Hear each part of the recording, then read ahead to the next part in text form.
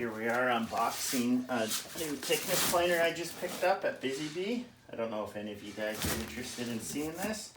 Possibly do a review later after I get it running. So, instructions. I've already just opened up here, and I always throw my receipt in there because you never know. Apparently a 3-year warranty. One of the reasons why I got it. I'll just open this stuff up.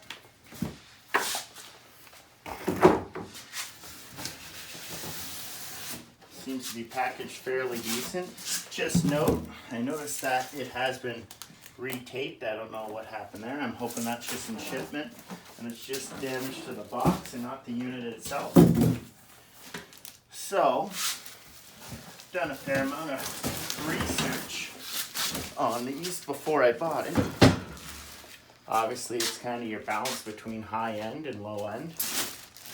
They call it a helical cutter, but it's more of a helical style cutter. It's not helical. It's a different segmented cutter. Pause it.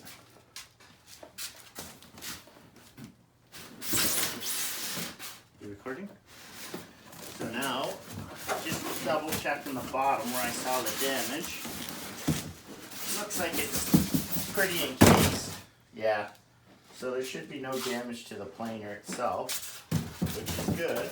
Small concern of mine when I got it. So, personally, I feel like the segmented cutters are the new way to go, unless you want to go higher end and go helical style, but that's more for mass production. But I already have the helical, well, they call it helical, but don't buy into that. The segmented cutter on my jointer, and I've been running that for a few months, and the chips are great. They don't get clogged up in my 2-inch dust collection, where the long strands of a straight knife definitely would. Got a nice pass through there. Everything's looking clean. This is dust collection. Crank that up. It's a dual speed feed, which is a nice upgrade. Personally, for an extra $100, I felt it was worth it.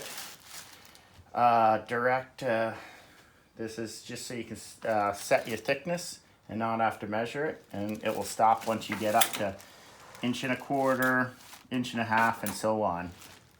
There's quite a few options. I think I'm missing the handle that goes on the top. Somewhere here, I'm sure it is. That you can crank it. Now, there's a lot going on here. So here's the dust port. Looks like our Allen keys. You got your, I think it's a number 21 Torx. It could be wrong, for changing your inserts. Let's see if we can see them. So if you come around here and have a look, caution, please mount dust hood before operation, of course. So you can see there that these are segmented cutters, not helical. I know they like to keep calling it that, but in my opinion, they're still far better than a straight knife, because, oh, I hit a knot or a piece of steel that would happen to be in the bolt or in the wood, just index that one cutter. Pretty straightforward, and your chips are a lot smaller, won't clog up your dust collection, and I find it doesn't fill up your dust collection as fast. As you can see there, I got quite a small dust collection, so I keep that in mind. So far everything's looking good. Looks like that there's a piece of something on there, but this is nicely greased up. Alright, I got all the plastic bags off, got everything organized. Came with a bolt for the handle, which is kind of nice. I see they even wrote on top, each turn is one full turn is the 16th. I think most people that are familiar with woodworking know that that's the standard anyways, but it's nice that they label that. We'll lift this up and take the styrofoam out. There we are. So, came with the bolt. What I kind of like is they put the common tools you're going to need over here on the back. I assume if they did it right, they made them all the bolts the standard size. Yeah, I'm not sure what size Allen key that is, but that's also very handy when they do stuff like that. You're not chasing around different tools. I mean, I have my own Allen key sets, but nice enough. So there you go, nice and snug. Everything seems smooth. I noticed out of the box, everything was nicely greased, which is really good. Oh, coming around over here is the dust port. I'll put the Allen key back. Here it supplies you with the Torx to adjust the inserts and rotate them as need be. I'll go through that and do a proper setup after. The dust hood, I notice, is quite good.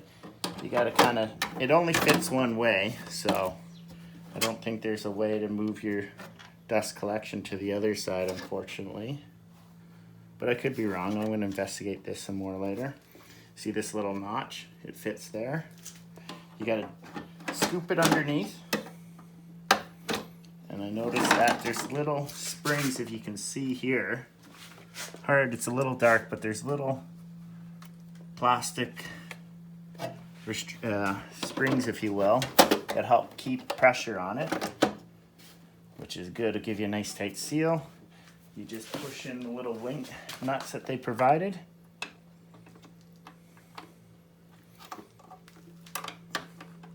A little bit tight, but that's good because you know you're getting a good seal when you got to push it into place. Nothing worse than some of those old planers I've used and you get dust collection all around the seams. Always hated that. Not to say that won't be the case here. There we go. 4-inch inlet for the big dust collection. Me, I'm a small shop. Got myself, I love the taper that they provide on these. Works great on my jointer. In we go. Now I'm ready to rock and roll with my 2.5-inch dust port. Let's see.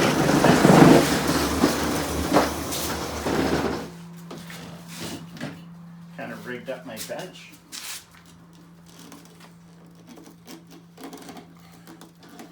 I normally would push that on more, but it looks like it's going to work.